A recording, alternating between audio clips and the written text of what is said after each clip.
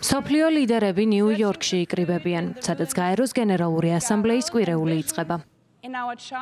პალესტინის საკითხი, ირანის წინააღმდეგ სანქციები, რუსეთის ომი უკრაინაში, ასევე გლობალური კლიმატური და ჰუმანიტარული კრიზისი. ეს დღის წესრიგში მთავარი თემებია.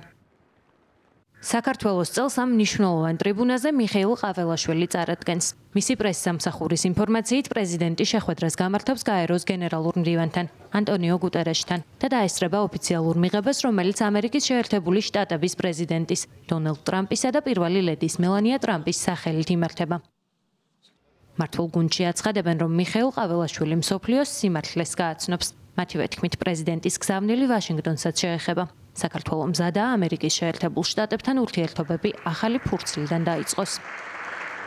ეს არის ძალიან მნიშვნელოვანი პლატფორმა, რომელიც აუცილებლად უნდა იყოს გამოყენებული და მთელმა მსოფლიომ უნდა გაიგოს სიმართლე და რეალობა. სიმართლე რა არის ამ შემთხვევაში? თქვენ ახსენეთ, რომ ყველამ უნდა გაიგოს რა არის სიმართლე, რას გულისხმობთ? სიმართლე ის არის, რომ ბოლო თვეების, ბოლო წლების განმავლობაში, განსაკუთრებით მას შემდეგ, რაც რუსეთ-უკრაინის ომი დაიწყო, საქართველოს მიმართ განცხადებები რაც კეთდება და დამოკიდებულება, რომელიც დაფუძნებულია ტყუილზე, სიცრუეზე და ცილისწამებაზე. ძირითადი გზავნილები, რა თქმა უნდა, იქნება არსებულ სიტუაციაზე, იმაზეც, რომ საქართველოს უნდა მზად არის, რომ დავიწყოთ ურთიერთობები ამერიკის შეერთებულ შტატებთან ახალი ფურცლიდან.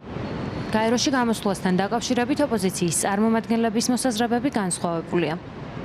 მაღალ საერთაშორისო ტრიბუნას ყოველთვის ივანიშვილის ბანდის წევრები იყენებდნენ ხოლმე ან იმპერიალისტური რუსული ნარატივების გასავრცელებლად და იყვნენ ხოლმე ჰიბრიდული ომის ინსტრუმენტი კრემლის ხელში, ან ქონდა ხოლმე საქმე რაღაც ძალიან შაბლონურ არაფრის მომცემ ტექსტებთან, რომლის შინაარსაც კარგად ვერ გაიგებდა სურვილიც კი, ამიტომაც არ ვიცით ახლა ზუსტად ყაველაშვილის განცხადება რა მესიჯების შემცვლელი იქნება, ალბათ იქნება მიქსი ამ კრემლის იმპერიალისტური ნარატივების და შაბლონური არაფრის მომცემი ფრაზების, გარდა ამისა, რა თქმა უნდა, ალბათ ყობახიძეს წინა კრახის შემდგომ არ სურდა წასვლა და დაეუკისრა, ამიტომაც ეს ფუნქცია ყაველაშვილს. ბოლო წლებში საქართველოს გაეროში პრემიერ-მინისტრი წარადგენდა ხოლმე. წელს კი ნიუ-იორკში პრეზიდენტი ჩავიდა, რომელიც მსოფლიოს ქართულ ენაზე მიმართავს.